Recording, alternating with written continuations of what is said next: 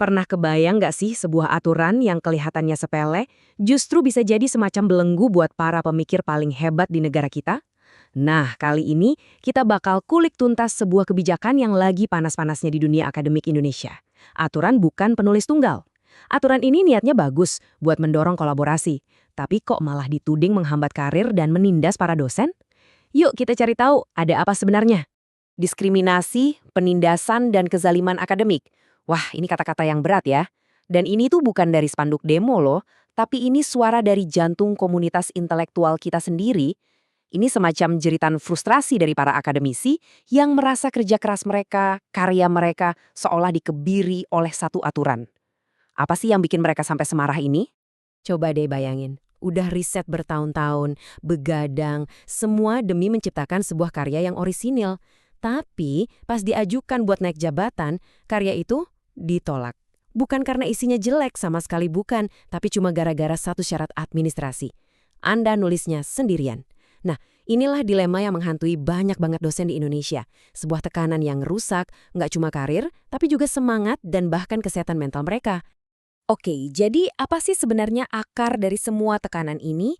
Ayo kita bedah bareng-bareng aturan spesifik yang dituding jadi biang keladi di balik macetnya karir dan tertekannya para akademisi ini. Nah, ini dia nih, aturan bukan penulis tunggal. Kedengarannya simpel, tapi nusuk. Intinya, karya ilmiah Anda, secanggih apapun isinya, nggak bakal diakui untuk naik jabatan kalau Anda adalah satu-satunya penulis. Jadi, sebuah pemikiran brilian dari satu kepala dianggap nggak sah. Ini kan jadi tanda tanya besar ya. Sebenarnya tujuan aturan ini apa? Dan apa aja konsekuensi yang mungkin nggak pernah terpikirkan sebelumnya? Biar kita paham kenapa aturan ini diprotes keras, para akademisi udah membedahnya satu persatu. Yuk kita ikuti alur pemikiran mereka yang ngebongkar masalah ini dari berbagai sisi, mulai dari sisi keilmuan, etika, sampai soal keadilan. Sekarang, coba perhatikan angka ini baik-baik. 51,6%. Di balik angka ini, ada argumen pertama yang bisa dibilang paling telak. Argumen yang menunjukkan betapa anehnya aturan yang kita punya di Indonesia. Jadi, angka tadi itu fakta. Lebih dari setengah publikasi di bidang humaniora dan ilmu sosial di level dunia, itu adalah karya penulis tunggal. Artinya, aturan kita ini jelas-jelas nabrak standar internasional. Kita jadi kayak bikin aturan sendiri di pulau terpencil yang bikin kita terisolasi dari komunitas ilmiah global. Aneh kan? Nah, para ahli menyebut fenomena ini imperialisme epistemik. Gampangnya gini deh, bayangin Anda maksa seorang pelukis buat kerja dengan cara yang sama seperti tim mekanik di bengkel. Sama-sama bikin karya, tapi kan cara kerjanya beda banget. Nah, itulah yang terjadi di sini. Tradisi kolaborasi di sains yang butuh tim besar dipaksakan ke bidang humaniora yang justru seringkali butuh perenungan mendalam sendirian. Maksa satu cara kerja untuk semua bidang ilmu, yaitu bentuk diskriminasinya. Coba kita lihat nama-nama besar ini. Sejarah udah membuktikan pemikiran-pemikiran paling revolusioner di dunia itu seringnya lahir dari satu kepala jenius. Coba bayangin kalau Newton harus cari teman nulis buat teori gravitasi atau Einstein harus kolaborasi buat S sama dengan MC kuadrat. Aturan ini secara nggak langsung bisa jadi malah menghalangi lahirnya pemikiran-pemikiran orisinil yang bisa mengubah dunia. Intinya tuh sebenarnya sederhana banget. Kualitas sebuah riset itu ya ada di isinya, di gagasannya, bukan di berapa banyak nama yang nempel di sampul. Satu tulisan brilian dari satu orang itu jauh lebih berharga daripada tulisan biasa-biasa aja yang dikerjain keroyokan. Aturan ini bikin kita jadi salah fokus, malah sibuk ngurusin administrasi bukan mengejar substansi dan dampak keilmuan yang sesungguhnya. Oke, sekarang kita masuk ke dampak yang paling gelap dan paling merusak dari aturan ini. Karena ketika sebuah aturan memaksa orang melakukan sesuatu yang nggak wajar, disitulah pintu menuju praktek-praktek nggak etis jadi terbuka lebar. Ironisnya, aturan ini malah melahirkan dua monster etika. Di satu sisi, ada yang namanya gift authorship. Ini praktik numpang nama lah. Yang penting ada nama teman biar lolos syarat, padahal kontribusinya nol. Di sisi lain, yang lebih serem lagi, ada coercive authorship.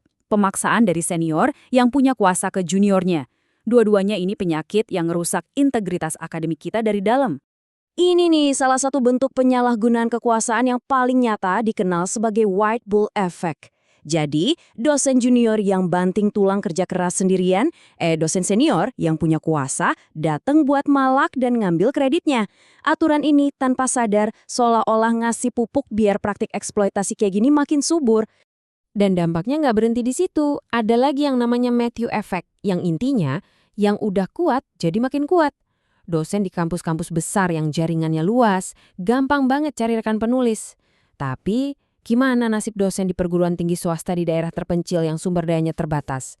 Mereka jadi dihukum bukan karena kualitas karya mereka jelek, tapi karena kondisi yang ada di luar kendali mereka. Ini namanya ketidakadilan sistemik. Oke, setelah kita lihat semua masalah ini, pertanyaannya kan, terus gimana dong solusinya? Apa cuma bisa kritik aja tanpa ada jalan keluar? Tentu enggak. Para akademisi juga menawarkan solusi yang sangat jelas dan masuk akal. Rekomendasinya ada 3 langkah.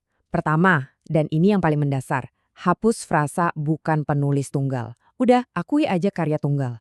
Kedua, bedain aturannya untuk tiap rumpun ilmu, jangan dipukul rata semua.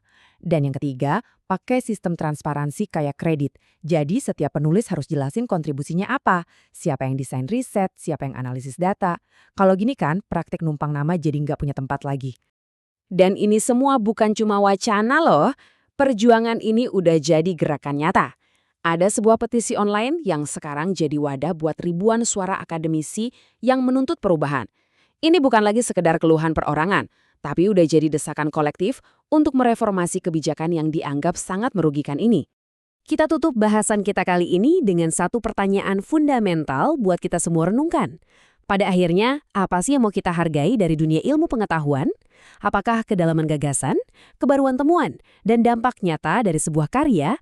Atau kita cuma menilai berdasarkan formalitas administrasi dari berapa banyak nama yang tercetak di sambul depan? Jawaban kita atas pertanyaan ini bakal menentukan masa depan integritas dan keadilan akademik di Indonesia.